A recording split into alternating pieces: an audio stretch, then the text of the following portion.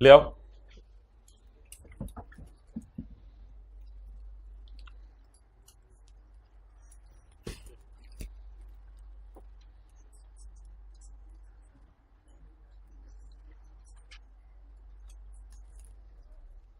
अगली लाइन आ जाए जी। Debtor of S include, बोलें जरा। Debtor of S include,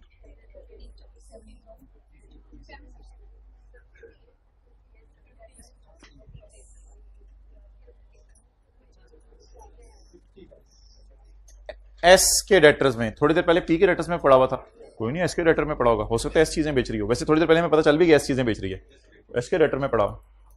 debtor of S include receivable from Sartaj, हटा दूं पर्दा। बीवी क्या दावा कर रही है, मैंने कितने पैसे शोहर से लेने हैं? 400 ट्रिलियन नहीं, 15 मिलियन। बीवी कह रही है सरताज मैंने तेरे से 15 मिलियन लेने।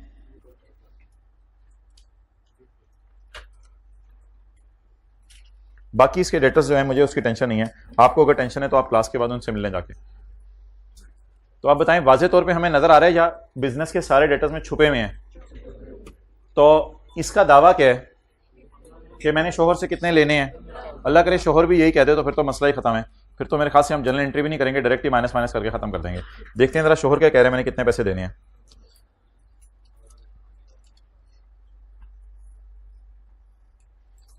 क्रेडिटर ऑफ पी, पता नहीं पहले देख लेते हैं क्रेडिट ऑफ पी कितने।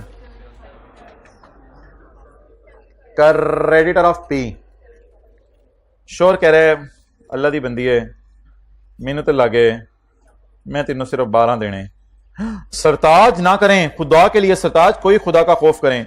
नहीं बेगम हमें तो लगे हमने तुम्हें 12 देने। लेने वाला क्या दावा कर रहा है? 15 भेजो। और देने वाला क्या दावा कर रहा है? मैंने तो सिर्फ 12 देने हैं। और शायद फिर क्या हुआ हो, लेने वाला दावा कर रहा है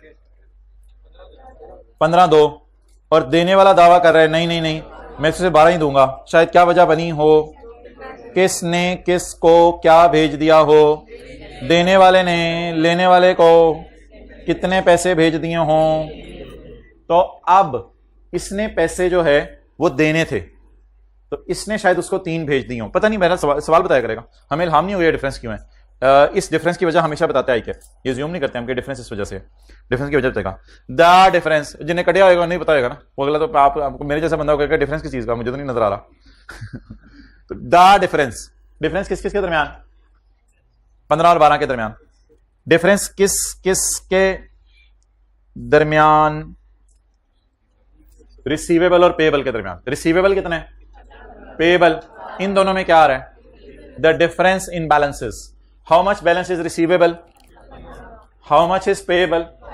the difference in balances is due to cash send by, आज पी ने कैश भेजे, due to cash send by P on 28 but received by subsidiary on अगला साल। 2 साल ज्यादा हो गया, 2 साल बस, रिसीव्ड बाय सब्सिडरी ऑन अगला साल। उसने 4 दिन बाद उसे पैसे मिले हैं, तो इसका मतलब है कि ईयर एंड पे नहीं मिले ना। मैंने तो अच्छा सवाल लिखवाया था जिसमें लिखा था उसे मिले ही नहीं, इसने लिख दिया मिले तो हैं, लेकिन इसका मतलब हमारे साल तो नहीं मिले इसको पैसे। अब आप मुझे बताएं what to do in paper, एक लाइन मैंने लिखी थी, what to do in paper.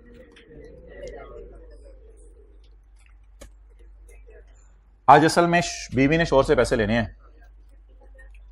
बाजी छोड़ें, शोहर है आपका, नहीं मैंने लेने, चुप बाजी, टेप लगा दिया आपने बाजी के मुंह पे और डेटर क्रेडिट कर दिया, डेटर क्रेडिट। शोहर ऑटो पे लगा हुआ था, मैंने कौन से देने थे, मैंने कौन से देने थे, मैंने कौन से देने थे।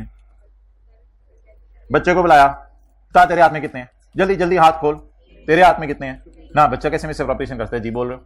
बच्चे के हाथ में कितने निकले? 3।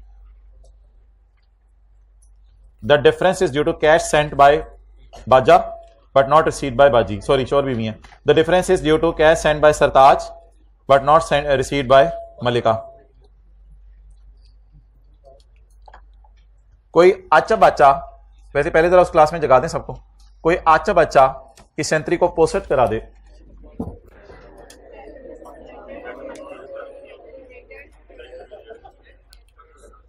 ऐसे नहीं मजा आता भाई, जिस तरह आप करवा रहे हैं वैसे नहीं मजा आता। असल में साथ साथ सोचें, शोहर कह रहे हैं मैंने 15 नहीं लेने, आप लोग बस -15 उधर लॉजिक लगा लेते हैं, इधर आके बस ढेर हो जाते हैं, एंट्री पोस्ट कराओ, फारा करो। शोहर बीवी कह रही है मैंने 15 नहीं लेने, शोहर कह रहे हैं मैंने 12 नहीं देने। अब इतना ज्यादा नहीं सोचना होता कि ये वाला 50 इस 15 में से माइनस हो रहा है, मुझे पता है ये 50 इस 15 में से माइनस 50 -15 ये वाला है, लेकिन इतना ज्यादा नहीं सोचना बस। तो बीवी कह रही है मैंने 15 नहीं लेने, शोहर कह रहे हैं मैंने 12 नहीं देने। अब आपने अपने पांव पे खुद कुल्हाड़ी मार ली है, बैलेंस शीट तो आपकी आउट होनी है खुद। एक जगह आपने -15 किया, एक जगह आपने, बट ऑब्वियसली अगर 1.5 नंबर है तो आपने 1 नंबर फिर भी ले लिया। इस तरह के इजी मार्क्स फौरन ले लिया करने हैं। अगर डिफरेंस की रीजन ना भी समझ आ रही हुई पेपर में तो ये वाले इजी मार्क्स हैं जो मिल जाया करेंगे। आप बता दें कैश इन ट्रांजिट कितना, इसको यहां डाल दें, टोटल्स करें। एक मिनट सबको नोट कर लेने दें।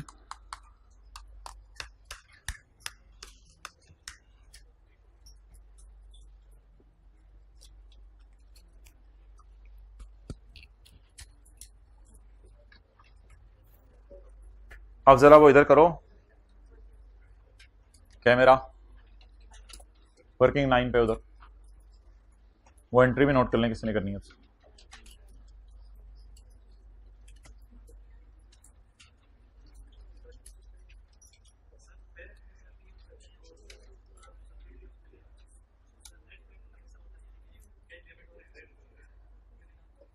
वो वाली एंट्रीज देखो जाके जो हुई हैं। कैश को तो कोई कैंसिलेशन नहीं होता ना, कैश की कैंसिलेशन, बस किताबों में बैलेंसेस देख लो। पिछले सवाल में आ जाओ ना, अगर लॉजिक की बात करनी है। इस तरह सोचने की जरूरत नहीं कि खुद ही कोई चीज़ कैंसिल ज़बरदस्ती कर दो। ये कह रहा है मैंने 100 रुपया लेना है, पिछले सवाल में जो था, और ये कह रहा है मैंने 20 रुपये देने हैं। बस एक ही किताबों से 100 उल्टाएं, दूसरी किताबों से 20 उल्टाएं, बाकी कैश में डाल दें, तो कैश रास्ते में पड़ा हुआ महसूस हो जाएगा। इस तरह तो नहीं सोचने की। अच्छा, सिंपल रखा है इन चीज़ों को। वर्किंग 1 से शुरू करें टोटल करना।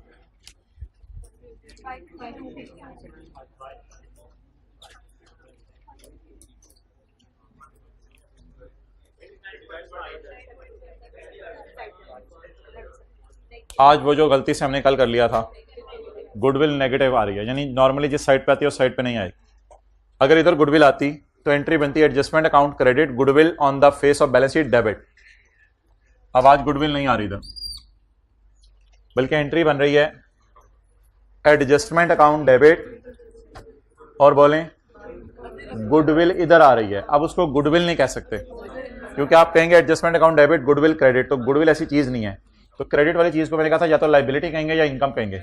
अब इनकम भी क्या, लाइबिलिटी भी कहना मुनासिब नहीं है, क्या मतलब लाइबिलिटी हमारे ऊपर, इसको आप इनकम में बुक करेंगे। तो अदर इनकम लिखिए, other income balancing 89। But posting कैसे करनी है वो फिर नया मसला है कि अदर इनकम तो हमें नजर आ नहीं रही, हम P&L बना नहीं रहे। तो इसको हमेशा CRE में लेके जाने। इसमें कभी ये नहीं सोचना कि NCI प्रोपोर्शनेट पे है, NCI फेयर वैल्यू पे है, तब ऐसे करें तब वैसे करें। किताबों में बड़े लंबी लंबी आर्गूमेंट्स इसके दिए हुए हैं, स्टैंडर्ड बनाने वालों ने क्या करना चाहिए था, क्या हुआ, इस बहस में हम नहीं पढ़ेंगे। हमने पेपर पास करना है और हमने रिवीजन के लिए टाइम निकालना है, इंस्टेड ऑफ के अजीब अजीब चीज़ों पर टाइम ज़ाया करें। तो do not think like this कि NCI प्रोपोर्शनेट पे हो तो क्या करेंगे, फेयर वैल्यू पे हो तो क्या करेंगे, कभी कुछ नहीं सोचेंगे। हमेशा ये गेन CRE में लेके जाएंगे, ऑलवेज जी, दोनों केसेस में, चाहे NCI प्रोपोर्शनेट पे हो चाहे फेयर वैल्यू पे हो। जी, क्या यहां पर लफ्ज लिखें CRE?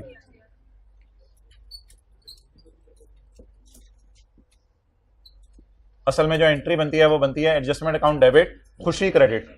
खुशी क्रेडिट करने के लिए RE को बढ़ा दें, CRE में नमे आयो ना ना, ये फूक के लिए जगह है, खुदा के लिए जगह को टच ना कीजिएगा, बड़ा डिस्टर्ब होते हैं हम। ये फूक के लिए जगह है। नेगेटिव गुडविल, ये एडजस्टमेंट अकाउंट लिख दें वो ज्यादा बेहतर है ताकि डेबिट क्रेडिट भी आपका टैली रहे। तो बहरहाल नेगेटिव गुडविल जी 12 नहीं, पैसे लेने वाला कहता है मैंने पैसे नहीं लेने, डेटर क्रेडिट, और जिसने पैसे देने हो वो कहते हैं मैंने पैसे नहीं देने, तो लाइबिलिटी खत्म हो रही है। जी चलें आगे।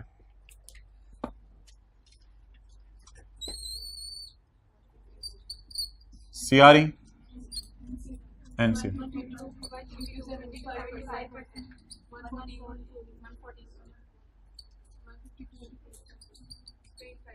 ये 25% ना गाया करें, आप बैलेंस की निकाल लिया करें। मादरत आखिरी रोज में नजर नहीं आ रहा होगा। 114 और 38 लिख लें, पता है आपको ये फिगर कैसे आती है। अभी फूक मार के इनको भेज दें ताकि फिर बाकी चीजें बाद में भेजें। इसको थोड़ा सा मुंह आप लोगों ने ना इस एंगल पे रखना होता है। प्लीज मुहज़्ज़िब अल्फाज इस्तेमाल करें क्लास में, मुहज़्ज़िब कौम है। 38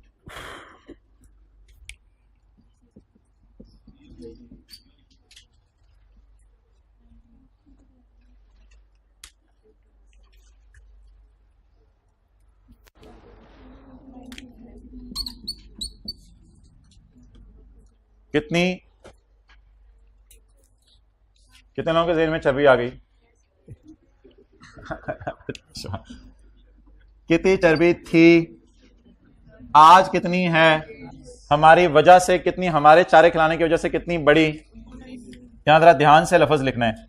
कुछ आप पेरेंट को दे दें कि वो अपने कंसोलिडेटेड रिजर्व में ले जाए, और कुछ आप दे दें एनसीआई को। तो कंसोलिडेटेड कैपिटल रिजर्व में असल में लेके जाना है।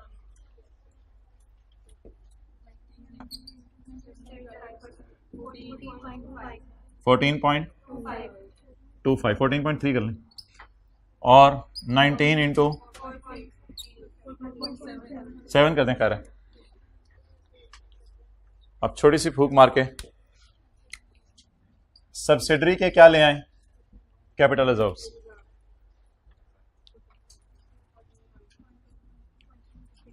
और सब्सिडरी के कैपिटल रिजर्व्स ले 4.7। अब ये तीनों अकाउंट कहीं क्लोज नहीं होते। वर्किंग 3.1 इनके कैरी डाउन अब निकालने हैं, ये कहीं क्लोज नहीं होने, यानी कि डबल एंडर आएगा क्लोज कर दें छुट्टी हो गई, नहीं, इनके कैरी डाउन निकालें। 50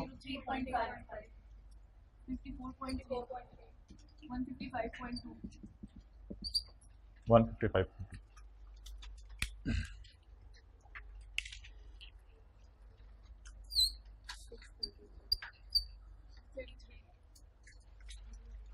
633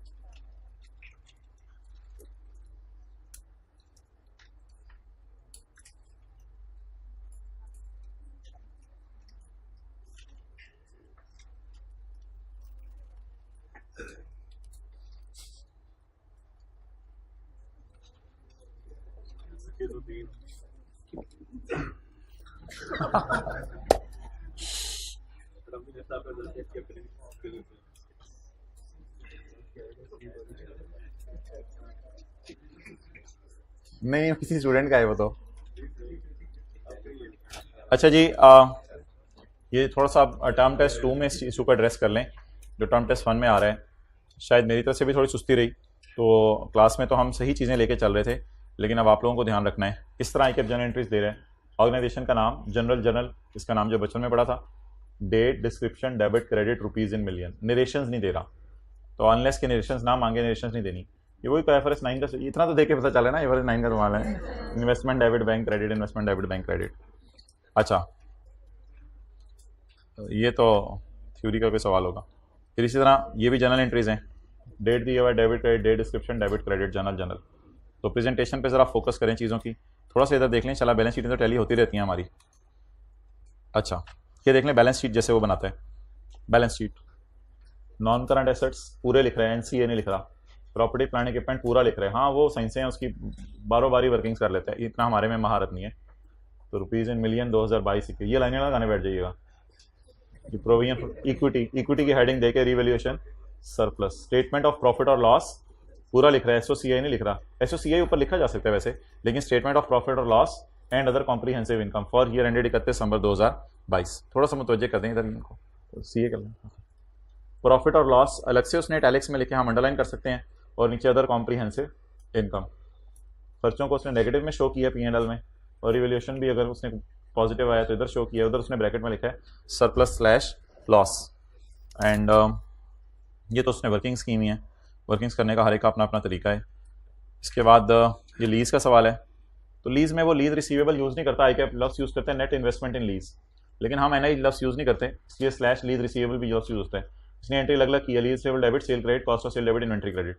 तो हम तो इकट्ठी ही एंट्री करते हैं, तो इसमें कोई हर्ज नहीं है। सेलिंग एक्सपेंसेस में IDC को डाल दिया होगा, कोई सवाल आया होगा, ये आपको टेस्ट में दिया था सवाल। उसके बाद रेवेन्यू शेवेन्यू निकाला हुआ है, बैलेंस शीट बनाई हुई है। Non current asset, right of use, right of use के आगे नाम भी लिखे उसने। Non current liabilities, lease liability, current liabilities. इसमें ना ये इंटरेस्ट पेएबल और करंट पोर्शन और लीज लाइबिलिटी इकट्ठे ही शो कर देता है, लेकिन हम अलग अलग शो करते हैं, कोई मसला नहीं। P&L बना हुआ है, यहाँ इसने सुस्ती की थोड़ी सी, डेप्रिसिएशन के साथ नेगेटिव साइन नहीं डाला, उधर आपने देखा होगा नेगेटिव साइन डाला है। तो इट डजेंट मैटर, अगर सारी खर्चे हैं तो फिर उसने शायद बॉदर नहीं किया कि इनके साथ नेगेटिव साइन डालें, लेकिन ऊपर लिखा है स्टेटमेंट ऑफ प्रॉफिट और loss for the year ended 30 September. Extracts हैं, हाँ, लेकिन एक्सट्रैक्ट्स तो हर जगह ही एक्सट्रैक्ट्स होते हैं ना, हर जगह। उस पिछले में भी एक्सट्रैक्ट्स ही मांगे हुए थे, तो इसलिए ये मैंने आपको दिखाना था असल में। कंसोलिडेशन का सवाल, consolidated statement of financial position as on non current assets, PP, investment property, investment in associate, inventories, other current assets. असल में ऊपर बोल्ड में नॉन करंट लिख दिया, तो अदर करंट भी इसको बोल्ड में लिखना चाहिए। अच्छा, अदर करंट एसेट्स को अलग से दिखाने चाहिए, इन्वेंट्रीज से आगे करंट है, करंट की इसने हेडिंग ही दी, सुस्ती की है। अच्छा, equity and liabilities, share capital सारी इकट्ठी लिखनी, share capital, share premium, CRE, NCI और लायबिलिटीज। करंट नॉन करंट की अलग अलग हेडिंग वैसे दे देनी चाहिए, दे दें तो बेहतर है। कंप्यूटेशन ऑफ बार्गेन परचेज नहीं, ये नेगेटिव गुडविल आई होगी। और ये इसने वो कंसिडरेशन लिखा है जो सऊदी किंग को दिया है, ये NCI का प्रोपोर्शनेट शेयर लिखा है, और ये वो जो S के नेट एसेट्स इक्विटी होती है, ये इस तरह से गुडविल निकाली है। तो इसका पैटर्न बिल्कुल डिफरेंट है हमारे से। CRE इसमें प्लस माइनस करके चीज़ें निकाली, हम T काउंट करके निकालते हैं। और फिर इसने इसी तरह इन्वेस्टमेंट इन एसोसिएट तो अभी हमने पढ़ा ही नहीं, NCI निकाली है प्लस माइनस करके चीज़ें, हम प्लस माइनस करके चीज़ें नहीं निकालते। तो ये था जी थोड़ी सी चीज़ें, तो कभी खुद भी जाके देख लिया करें, इन पर शर्मिंदा ही करना होता है तो हमें बता दिया करें, आप लोग भी कहते होंगे। ओके, आप लोगों ने मुझे रिवैल्यूएशन के एतबार से फिर इन बातों के जवाब देने हैं कि रिवैल्यूएशन सरप्लस कितना है। तसल्ली से अंग्रेजी पढ़िएगा, रिवैल्यूएशन सरप्लस कितना है। मैं आपके सामने 3 स्टेटमेंट्स रखने लगा हूं, आपने मुझे रिवैल्यूएशन सरप्लस बताना है इनमें कितना आ रहा है। एक statement, S has not recorded, S has not recorded customer list, S ने कस्टमर लिस्ट रिकॉर्ड नहीं की ऑन एक्विजिशन डेट, सबर यार, its fair value is ₹10 million. एक ये फिक्र आ गया आपके सामने। एक minute, S books show, please इधर, S books show a brand at ₹15, however fair value is ₹18। ये कैसे पॉसिबल है? ये कैसे पॉसिबल है कि एस की किताबों में ब्रांड नजर आ रहा है? ये क्या चक्कर है कि एस की किताबों में ब्रांड नजर आ रहा है? यार छोड़ दो सवाल की जान, छोड़ दो सवाल की जान, गले मिलो एक ही दफा इससे।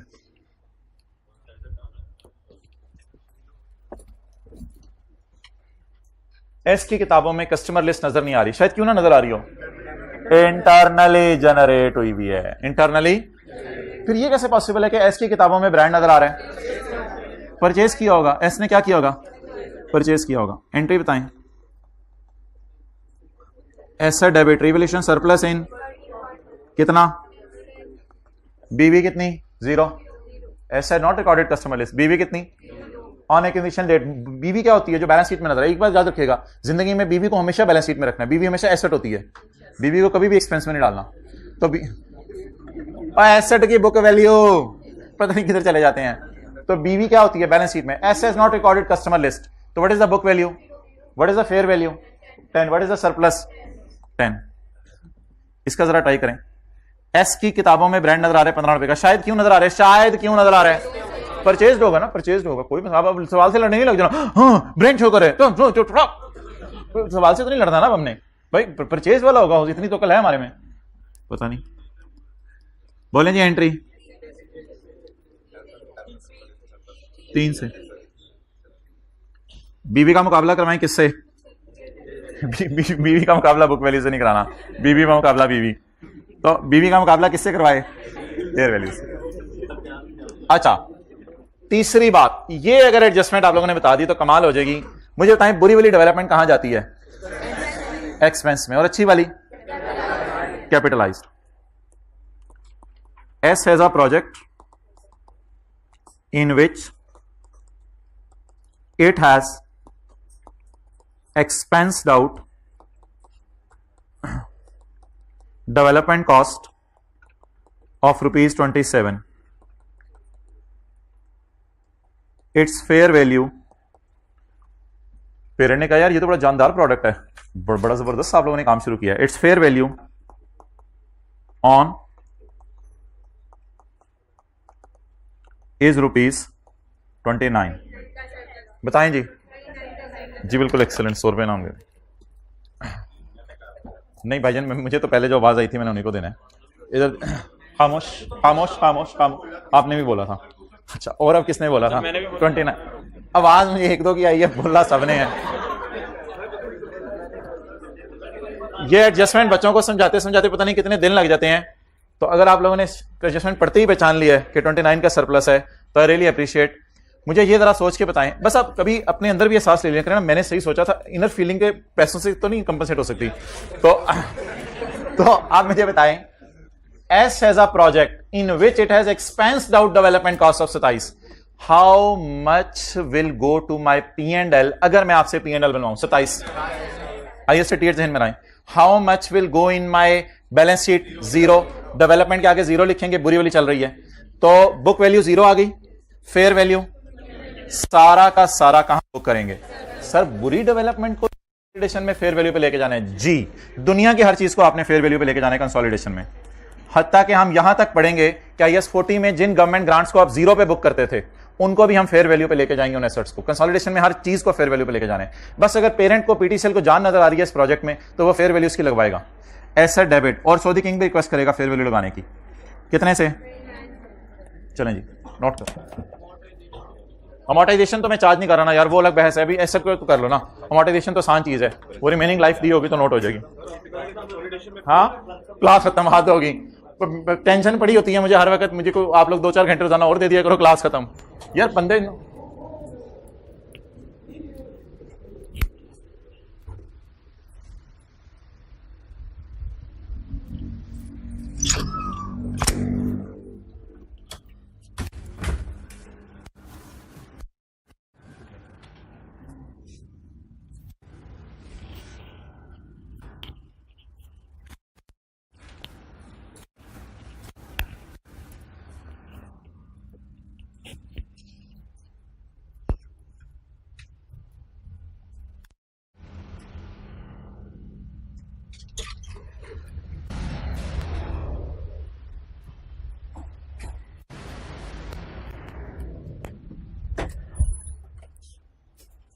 पता चल गया था 29?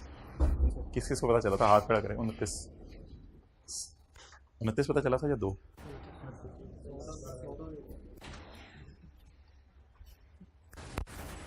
मैं एक सवाल पूछता हूँ ना,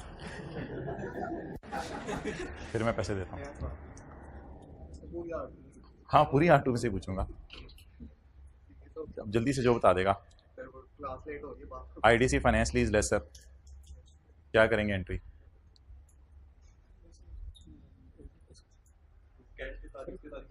हाँ ये ले।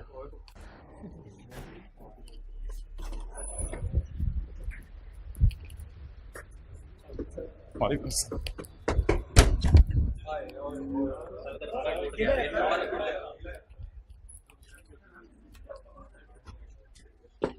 ओके अच्छा मोहतरम, एक बार याद रखिएगा कि जब कभी R&D को हम खर्चे में डाल रहे हो, R को तो हमेशा खर्चे में डालते हैं, कौन से D को खर्चे में डालते हैं? तो फिर ऐसी सूरत में क्या करेंगे? फेयर वैल्यू जब निकलेगी तो 27 से कंपेयर करेंगे या 0 से? क्योंकि क्या मुकाबला क्या होती है? Book value separate financial statement में कितनी आ रही है? 0। सारी चीजों को फेयर वैल्यू पे लाना होता है, सऊदी किंग को नहीं फेयर वैल्यू पे ले आना, सारी चीजों को फेयर वैल्यू पे लाना होता है। टेंजेबल्स, इनटेंजेबल्स, सारी चीजें, बुरी वाली R&D, अच्छी वाली R&D, सबको फेयर वैल्यू पे लाना होता है। और अगर ये R&D अच्छी वाली होती है और बैलेंस शीट में नजर आ रही होती, फिर क्या करते हैं? फिर 27 और 29 का डिफरेंस लेते। डन। अच्छा अब आपका अगला टेस्ट, कमाल सवाल आने लगे। ये आने आपने जो है वो खुशी से उछल उछल जाना है। नोट कर लिया बड़ा?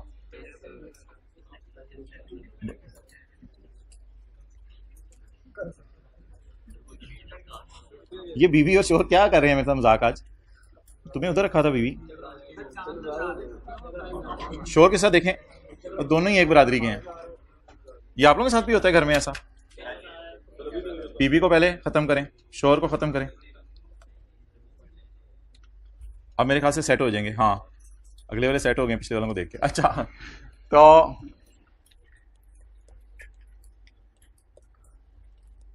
सवाल आ गया दिल से। अच्छा ये तेरे साथ मसला है, हमारे साथ कोई और मसला है। अच्छा at year end balances in accounts of P&S were reconciled at year end current account balances. ये जो आपस के बैलेंसेस होते हैं ना, इनको क्या कहा जाता है? ये तो पूरे बिजनेस के डेटर क्रेडिटर होंगे ना। At year end current account balances of P&S were reconciled with P owing towards S rupees 30, with P owing towards S rupees 30। Entry बताएं हाउ टू डू। आप पेपर में क्या करें? हाथ खड़ा करके, हाथ खड़ा करके, हाथ खड़ा कर। हाँ खड़े हो जाओ, खड़े हो जाओ ना। हाँ खड़े हो जाओ, उधर माइक दे दें। हाँ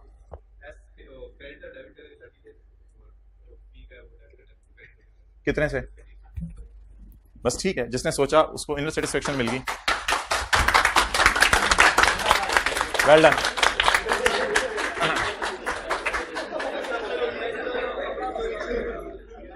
कर लेते हैं। अच्छा at year end P owing towards S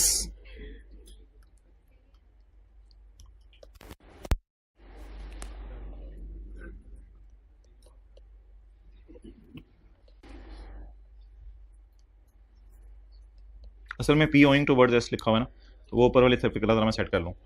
P ने S को देने हैं, इसका उर्दू में मतलब बताएं। P owing towards S, P ने, तो वो ऊपर वाली अंग्रेजी सेट कर दी मैंने। P इसीलिए हमारे से नहीं हो रहा था। अच्छा P owing towards S rupees 30, P ने S को 30 देने हैं, लेकिन there is nothing in transit। Why? कोई फिक्र आप ढूंढे इसमें जहां से पता चल रहा है इन ट्रांजिट कुछ नहीं है। एट ईयर एंड फोन किया शोहर ने बीबी को, उन्होंने कहा कितने देना है, इतने देने, इतने लेने, आपस में बैलेंसेस एग्री करके अल्हम्दुलिल्लाह दीज आर रीकन। अगर 100 और 20 होता तो अनरीकंसाइल्ड होते। फिर फोन जब बंद हो रहा होता तो अनरिकंसाइल्ड होते। अभी एक लफ्ज क्या लिखा हुआ है जिसकी वजह से मैं अज्यूम कर लूं कि दोनों के बुक्स में ये बैलेंस आ रहा है, रिकंसाइल्ड एट ईयर एंड। आपस के बैलेंसेस, करंट अकाउंट कौन से होते हैं? आपस के balances of parent and subsidiary were बराबर, ये मतलब होगा रिकंसाइल का मतलब आपने बराबर लिखना है, वर बराबर। अल्लाह का शुक्र है कोई लड़ाई नहीं थी दोनों में। With P owing towards S 30। बताएं जरा पी ने कितने देने हैं इसको? 30। तो एस ने कितने लेने होंगे?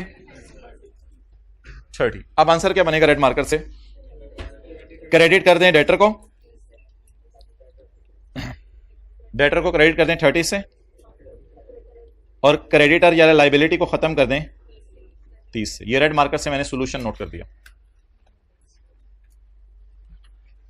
अगर क्या लफ्ज लिखा आ जाए पेपर में बोलें, दोनों की किताबों में बैलेंस रिकंसाइल है, तो मैं क्या एज्यूम करूं? 30 रुपए रास्ते में हैं या 30 रुपए दोनों की बुक्स में ही नजर आ रहे हैं?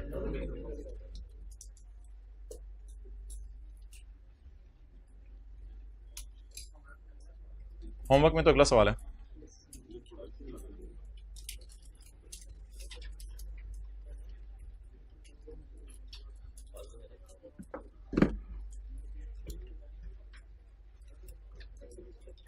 किसकी? ये वाली समझ नहीं है एग्जांपल। साल के एंड पे आपस के balances of parent and subsidiary were बराबर, ये तो मैंने उर्दू तर्जुमा कर दिया आपको, वर बराबर। विद पी का दावा है कि मैंने owing towards, I owe money towards you. आपको क्या फीलिंग हो रही है, लेबल या पेएबल? लेबल फीलिंग हो रही है। तो with P owing towards S 30, क्या ये कंसोलिडेशन के एंगल से एंट्री है?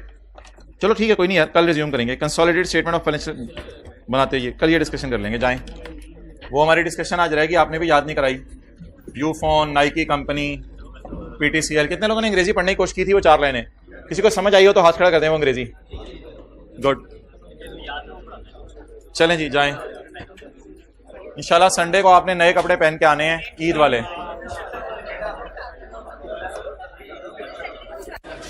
सैटरडे को तो नहीं फिर होगी, सैटरडे को नहीं होगी। हाँ जी, क्लोज कर दें।